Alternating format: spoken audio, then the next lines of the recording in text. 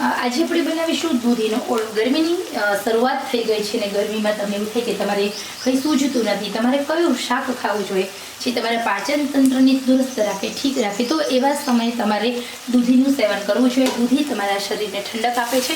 અને બીજું કે આ શાક એકવાર એવા લોકોને પણ ખવડાવો કે જેમને દૂધી નથી ભાવતી, તો એ લોકોને ખ્યાલ પણ નહીં આવે કે આ તમે જે ખાઈ રહ્યા છે દૂધીનું જ શાક છે।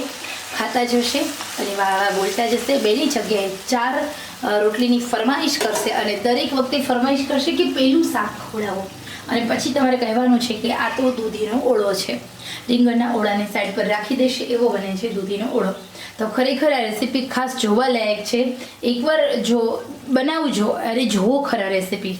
ચાલો આપણે સરસ મજાની રેસીપી જોઈએ। દૂધીનો ઓળો બનાવવો હોય તો સૌથી પહેલાં અહીંયા આપણે દૂધીને વરાળે બાફી લેવાની છે। દૂધી અહીંયા આશરે મેં 500 ગ્રામ જેટલી લીધી અને છાલ ઉતારી ચેક કરી, કોઈ દૂધી કડવી નથી ને।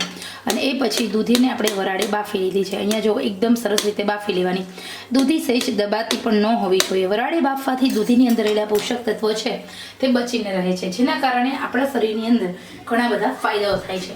તો ચલો હવે સરસ મજાનો આપણે દૂધીનો ઓળો બનાવી લઈએ। આ દૂધીનો ઓળો બનાવવા માટે સ્ટેપ બાય સ્ટેપ કઈ કઈ વસ્તુઓની જરૂર પડે છે એ આપણે જોતા જશું અને બનાવતા જશું। તો અહીંયા આપણી દૂધી એકદમ સરસ રીતે બફાઈ ગઈ છે। આ રીતે એકદમ બફાઈ જાય એટલે આ દૂધીનું આપણે મેશ કરવાનું છે, અથવા તો તમે મિક્સરમાં પણ એને ક્રશ કરી શકો છો ઠંડી થાય એટલે। અને એ કશું જ ન કરવું હોય તો આ દૂધી જ્યારે વઘારો ત્યારે મેસન વડે થોડી મેશ કરવાની રહેશે। તો હવે આપણે બનાવી સરસ મજાનું ટેસ્ટી દૂધીનો ઓળો। હવે આ ઓળો બનાવવા માટે અહીંયા આપણે તેલને ગરમ કરવા મૂકવાનું છે। તેલ ગરમ થશે એટલે એમાં રાઈ ઉમેરવાની છે। તેલ એકદમ ગરમ હોવું જોઈએ। રાઈ ઉમેર્યા પછી જીરું ઉમેરી દેવાનું અને જીરું ઉમેર્યા પછી આદું, લસણ અને મરચાંની પેસ્ટ ઉમેરવાની છે, 1 થી 1.5 ચમચી, જે મેં અહીંયા પહેલેથી જ બનાવીને રાખી દીધી છે। ઓકે, ગેસની આંચ એકદમ સ્લો ટુ મીડિયમ કરવાની છે। હવે આપણે એમાં ઓનિયન ઉમેરવાના છે। ઓનિયન એકદમ બારીક બારીક ઝીણા ઝીણા મેં સમારી લીધા છે અને આપણે હલાવી લેવાનું છે। ગેસની આંચ હવે આપણે ફૂલ કરી દેવાની છે। ઓનિયનમાં જેટલું પણ પાણીનો ભાગ હોય એ ખાસ બળી જવો જોઈએ, નહીંતર આપણી જે રસોઈ છે ટેસ્ટી નહીં બને। આપણે પ્રોપર જે રીતે ટેસ્ટી રસોઈ જોઈએ છે બિલકુલ બનશે નહીં। ઓનિયનમાં રહેલો બધો જ પાણીનો ભાગ બળી જશે એટલે આપણે એમાં ઉમેરવાનું છે ટામેટાં 2 એકદમ ઝીણા ઝીણા મેસનની મદદ વડે મેશ કરેલા। અને હવે આપણે ટામેટામાં રહેલો પાણીનો ભાગ એકદમ ઝડપથી બળવા લાગે એટલે આપણે એમાં થોડું નમક ઉમેરી દીધું। ઓકે, હવે આપણે આ જ રીતે એકદમ સરસ રીતે સેટ થવા દઈએ।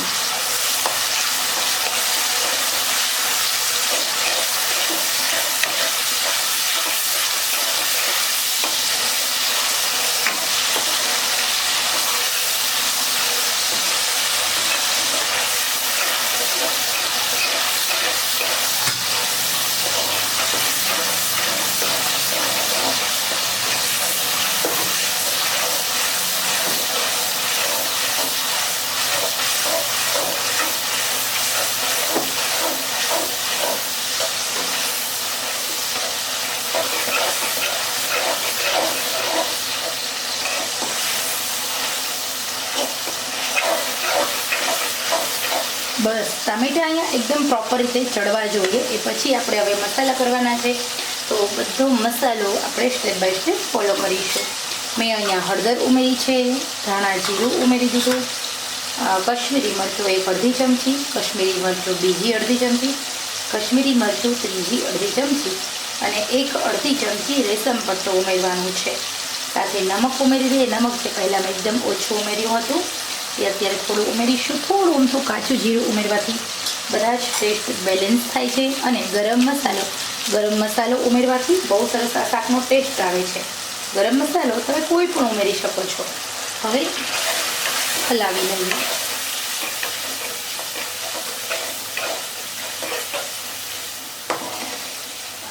અહીંયા આપણી દૂધીનો ઓળો બનાવવાની ગ્રેવી પરફેક્ટ રેડી છે। આ જ રીતે આપણી ગ્રેવી બનાવવાની છે। હવે આપણે જે દૂધી ઉમેરવાની છે એ તમે મેશ કરીને ઉમેરી શકો છો, અથવા તો એકદમ વધારે ચડી ગયેલી હોય તો તમે પછી પણ મેશ કરી શકો છો। તો અહીંયા આપણે દૂધીને વધારે આપણે થોડી ચડવા દીધી છે તો એમાં જ હું ઉમેરી દઉં છું।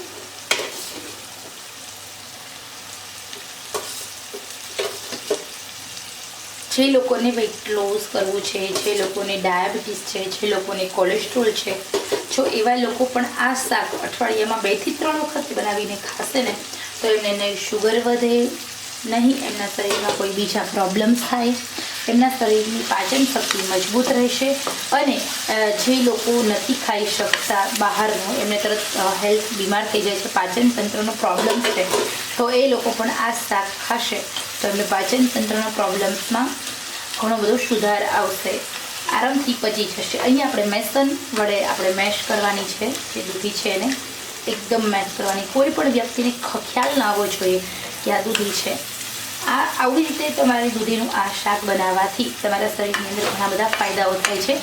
ખાસ કરીને દૂધી કેલરી બાળે છે આપણા શરીરમાં. આપણે જીમમાં જઈએ, યોગા કરીએ અને 1 કલાક સુધી જે આપણે એક્સરસાઇઝ કરીએ છીએ ને કેલરી બાળે છે, એ જ કેલરી આપણે એકલી દૂધી ખાવાથી બળે છે. દૂધીમાં એવા ઘણા બધા પોષક તત્વો છે. બીજું કે તમને ઇન્સ્યુલિન લઈ રહ્યા છો અને દરેક ભોજન પછી તમારું શુગર વધે છે, તો ભોજન પછી 1 વાટકો દૂધી ખાઈ લો તો તમારું શુગર છે એ જે ખોરાકથી વધ્યું છે તુરંત ઘટવા લાગે છે. આપણા બ્લડની અંદર શુગરને રહેવા નથી દેતું દૂધી. તો ડાયાબિટીસના દર્દી હોય એ લોકો માટે, જે લોકો હાર્ટ પેશન્ટ છે એ લોકો માટે આ દૂધી ખૂબ ઉપયોગી છે. તો અહીંયા આપણે સરસ રીતે સેટ કરી દીધું છે, બધું તમે જોઈ શકો છો. એકદમ દૂધીને મેશ કરી લેવાની અને આવી જ રીતે 3 થી 4 મિનિટ સુધી આ દૂધીને ચડવા દેવાની છે, જેના કારણે આપણે જે પણ મસાલા કર્યા એ બધાને ઇન્સર્ટ થાય. ઓકે,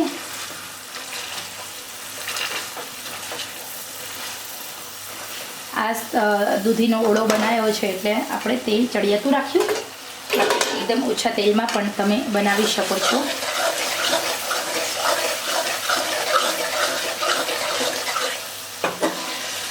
વાવ, તો સરસ મજાનો આપણો આ દૂધીનો ઓળો બની ગયો છે.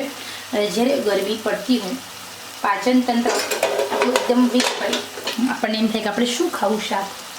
ગરમી હોય ત્યારે આપણને કોઈ પણ શાક ખાવાની મન ના થાય, ત્યારે તમે આ બનાવી નાખો. ખરેખર તમને એવું લાગશે. દૂધી આપણા શરીરને ઠંડક પણ આપે છે અને સાથે સાથે દૂધી આપણા ખોરાકને પચાવવાનું કામ કરે છે. તો ગરમીની સિઝન હોય ત્યારે ખાસ તમારે આ શાક બનાવવું જોઈએ. તો અહીંયા એકદમ સરસ રીતે દૂધીનો ઓળો બની ગયો છે. એક રીતે નહીં, ઘણી બધી રીતે આ ઓળો ઉપયોગી છે. તો ખરેખર આપ સૌને કેવી લાગી રેસીપી ચોક્કસ કહેજો અને બનાવજો ખરા. આજે આપણે બનાવીશું દૂધીનો ઓળો. ગરમીની શરૂઆત થઈ ગઈ છે ને ગરમીમાં તમને એવું થાય કે તમારે કંઈ સૂઝતું નથી, તમારે કયું શાક ખાવું જોઈએ જે તમારા પાચન તંત્રને દુરસ્ત રાખે, ઠીક રાખે. તો એવા સમયે તમારે દૂધીનું સેવન કરવું જોઈએ. દૂધી તમારા શરીરને ઠંડક આપે છે. અને બીજું કે આ શાક એકવાર એવા લોકોને પણ ખવડાવો કે જેમને દૂધી નથી ભાવતી, તો એ લોકોને ખ્યાલ પણ નહીં આવે કે આ તમે જે ખાઈ રહ્યા છે દૂધીનું જ શાક છે. ખાતા જશે અને વાહ બોલતા જશે. 2ની જગ્યાએ 4 રોટલીની ફરમાઈશ કરશે અને દરેક વખતે ફરમાઈશ કરશે કે પેલું શાક ખવડાવો. અને પછી તમારે કહેવાનું છે કે આ તો દૂધીનો ઓળો છે. રીંગણના ઓળાને સાઈડ પર રાખી દેશે, એવો બને છે દૂધીનો ઓળો. તો ખરેખર આ રેસીપી ખાસ જોવા લાયક છે. એકવાર જો બનાવજો, અરે જોવો ખરા રેસીપી. ચાલો આપણે સરસ મજાની રેસીપી જોઈએ.